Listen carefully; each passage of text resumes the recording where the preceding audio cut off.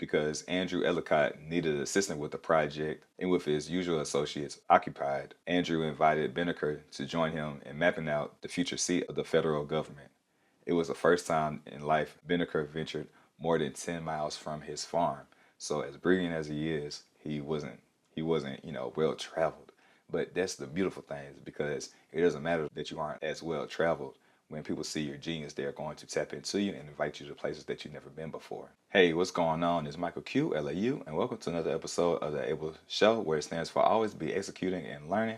And during the month of Black History Month, we're going to be changing that E from executing to educating, as I'm going to be educating you on a little known, unknown Black history facts. And today, like all the previous days, is going to be no different, as we're going to go inside the life of Benjamin Benneker, who is a notable mathematician and astrologist. And one of the most notable things that he did is that he assisted with the survey of Washington, D.C., as it is, including the White House and the state Capitol building. Because he was black, he really doesn't get the credit that he deserves. And because shortly after he had died, his house had burned down, there were lost along the way. And for most of the time, and for the most part, his history lives through almanacs in which that he created and memoirs of other people who wrote stories of his livelihood. So to begin, Benjamin Benneker was born on November 9th, 1731. Yes, 1731, and he grew up on a 100-acre tobacco field. So you can see that his parents had a lot of land, and he was actually born free. He received a formal education during his youth and maintained his property throughout his adulthood, and he just displayed his intellectual property throughout his entire life. And it really didn't come until he was 41 years old, really showed the world what he could really do. In many ways, his story is a historical anomaly because he was born free, yet he was still treated like many other blacks during the time as less than. And although that he was intellectually superior to a lot of people in his peers, he was seen as less than. And you'll see that as we go through the story of Benjamin Benneker.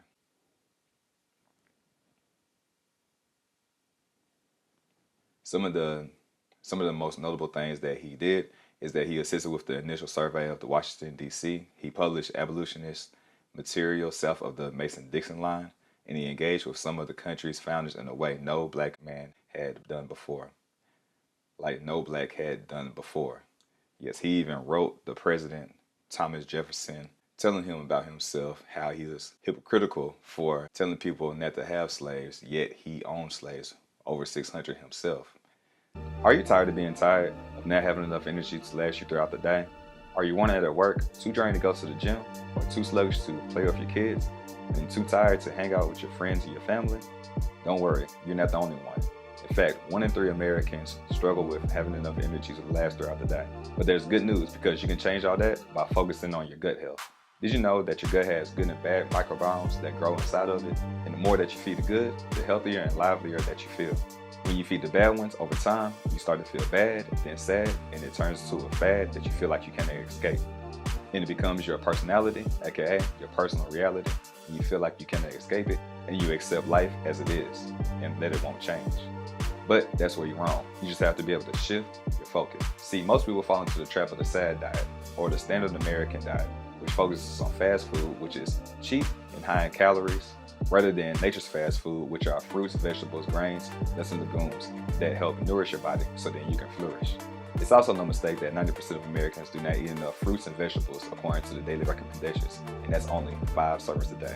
What if I told you you can have the equivalent of 6 superfood salads all in one that's all natural, organic, whole foods? Yes, natural, organic, whole foods. And you can make and consume it in under a minute, and it only costs $4 a day. So there's no excuse that you need to shop, chop, and cook your foods because it's delivered at your front door. If this sounds good to you, check the description down below and schedule a 15-minute complimentary call so you can see how this can be a fit into your lifestyle. So you can change your personal reality and increase your energy, mood, digestion, sleep, and skin, all by focusing on your gut health, which is the cause to all your symptoms. Don't believe me? Just Google gut health blank and you'll find plenty of research articles that find a connection. Back to the video. Benneker's life also reflects the defining paradox of the early United States, a land of freedom and opportunity with insurmountable racial qualifiers which the nation's capital would come to embody. So one of the genius moments that he had is that he found one of the genius moments that he had is that he deconstructed a clock and then he recreated it in a wooden form. And as a result, he was the first American to create the clock. And he did it in a wooden box. And a lot of people would come and marvel at it. And it was accurate within 1 minute over the course of a year. So imagine there's 1,000, 6,500, 600, whatever that song is. You know how it goes.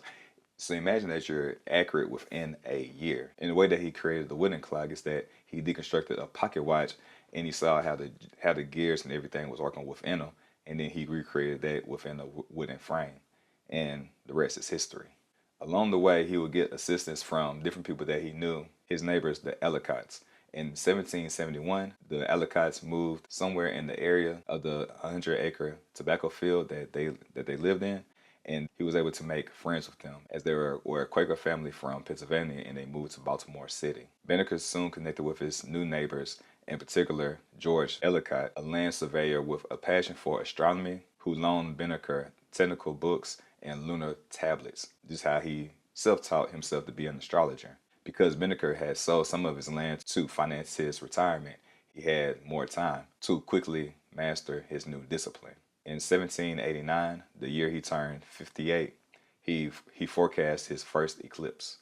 On July 16, 1790, Congress passed the Residence Act, establishing a new federal city to be constructed along the Potomac River. The Residence Act of 1790 appointed 3 commissioners to oversee its construction, and Andrew Ellicott, George's cousin, was brought as a practical engineer.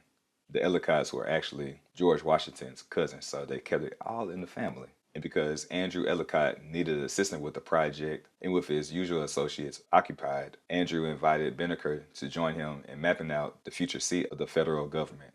It was the first time in life Benneker ventured more than 10 miles from his farm. So as brilliant as he is, he wasn't, well traveled. But that's the beautiful thing, is because it doesn't matter that you aren't as well traveled. When people see your genius, they're going to tap into you and invite you to places that you've never been before.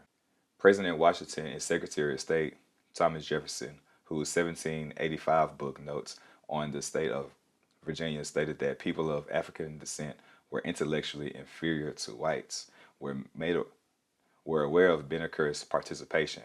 Meanwhile, an article about the survey in the Georgetown Weekly Ledger praised Benneker's abilities. Mr. Jefferson's concluding that race of men were void of mental endowments, occupied of mental endowments, was without foundation. To learn more information about Purium and the family of products, check out the description down below to set up a 15-minute complimentary call, and you can also check out the website. You're just one click away for a better life. Your health is too important to continue to push it off. Go ahead and check out the website and see if a product fits you. On April 15, 1791, the commissioners, Ellicott and the spectators, took part of the ceremony at Jones Point to install the first of the 4 stone markers that would mark the corners of the federal district, Washington, D.C. While Benneker is not mentioned in any of the reports from that day, he undoubtedly would have attended. The following year in April, Benneker returned to his farm, and Washington appointed commissioners initiated the practice of renting enslaved laborers for their own owners for Capitol building projects, mostly to cut labor costs. The work of enslaved people thus undergirded construction of the Capitol, whose territory Benneker helped survey. From the clearing and pavement of roads to the quarrying and transportation of the stone to the building of the White House and the Capitol building. So as you can see, he was able to, an African American, was able to survey the land and create the foundation of what it's going to be for Washington, D.C. And then the African Americans, the slaves at the time, built the building. So we literally built this country. So when they say that we built the White House and the Capitol building and really all of Washington, D.C., it came from the hands of African Americans. Between 1792 and 1797, Benneker wrote slim booklets annually that offered a rare window into the author's skill as an astronomer, but also into his personality and outlook. Benneker had originally worked on an almanac for 1791, but could not find a publisher. Hoping to validate his calculations, he wrote to Andrew Ellicott in Philadelphia, who showed Benneker's letter to James Pemberton, the first vice president of the Pennsylvania Abolitionist Society. Pemberton and Joseph Townsend, president of the Maryland Abolitionist Society, collaborated the following year to publish Benneker's first almanac. They reveal a man with a full heart and an active mind, at times contemplative and lighthearted, a scientist on one page and a philosopher on the next. Few of his works survived the house fire shortly after that he died. In Benneker's publishing debut, titled Benjamin Benneker's Philadelphia, Delaware, Maryland, and Virginia Almanac Ephemeris for the year of the Lord 1792, makes no reservations about the author's race. It begins with testimonials from the editors and from James McHenry, a prominent Maryland statesman, attesting to the author's gifts. I consider this Negro as fresh proof that the powers of the mind are disconnected from the color of skin. And I think that's one of the most honorable things that you can say, especially during this time where Black people were seen as less than and subhuman. Though he was a genius in his own rights during this time, you can only imagine how far he would have been able to go if the color of his skin didn't make other people feel uncomfortable. If he actually seen, if other people saw him as equal, how many more opportunities would he have been able to have instead of having to be under somebody else, to be given the opportunity to show and display his talent? As you saw, he was able to open up a pocket watch and sketch it out and create the first clock in the United States. What more could he have done had he had more opportunities as other people during his time? In those almanacs that he wrote from 1792 to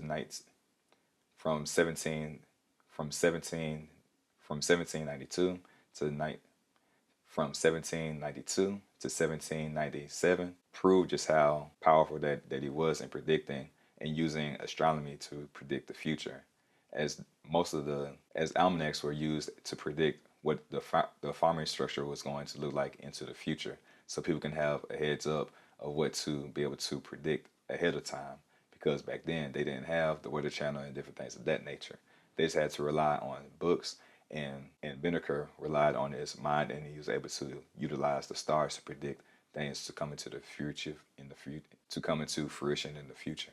So I hope that you enjoyed this video, and if you did, go ahead and like, share, and subscribe, and smash that notification bell, because during the month of February, I will be going 28 for 28 during the month of Black History Month, as I educate you about the little known, unknown Black history facts. And today I talked about Benjamin, who helped pave the way for Washington, D.C., and create the monuments of the White House and the State Capitol building.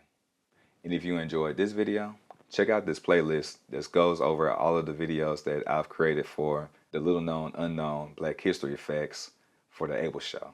And as always, you all stay fearfully fit and fearfully blessed.